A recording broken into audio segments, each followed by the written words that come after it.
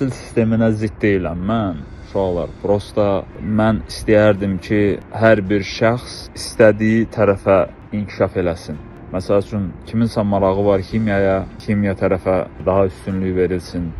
Bir müddətdən sonra da, məsəl üçün, demirikmi biz 4-cü sinifdən 5-ci sinifə keçmək kimi belə bir şey. Birinci periodlarda, məsəl üçün, bu insan yazmağı, oxumağı, belə şeyləri bilsin, riyaziyyatı bilsin. Sonra isə bu adamda olan potensialı seçilməlidir. Bu da bir vəzifə olmalıdır, hansı ki, onları seçir, onların içindən. Və uşaqlar maraqları olduğu tərəflərə yönləndirilməlidir.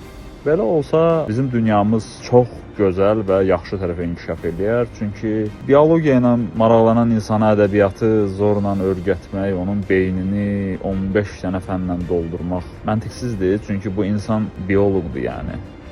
Və yaxud da ki, kimikdir bu insan. Sən gəlib buna idman dərsindən 2 yazırsan, bu düzgün deyil, bu heç doğru bir qiymət vermə cədvəli deyil. Ona görə millət, mən belə düşünürəm ki, hər insan öz marağı olan tərəfə yönlənməlidir və əgər sistem belə sizə imkan vermirsə, əgər sizin hansısa bir sahəyə marağınız varsa, o sahəyə tərəf inkişaf eləmək sizdən asılıdır. Məsəl üçün, bioloqsuz, məktəbdə sizə hər şeyi öyrənməyə məcbur eləyə bilərlər, amma siz kənarda öz bioloq həyatınızı daha da inkişaf etdirə və dünyada tanınmış bir bioloq ola bilərsiniz, hansı ki, məktəb sizə onu heç vaxt verməyəcəkdir uşaqlar.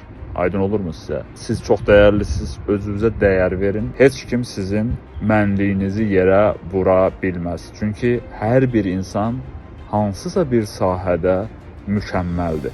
Sadəcə o sahəni tapmaq lazımdır uşaqlar. Uğurlar hər birinizə, özünüzə güvənin və inanın. Mən sizə inanıram və sizdə hər şey olacaq, alınacaq və istədiyiniz kimi olacaq. Çünki Tanrı inananlar və hərəkət edənlərlədir. Uğurlar hər birinizə.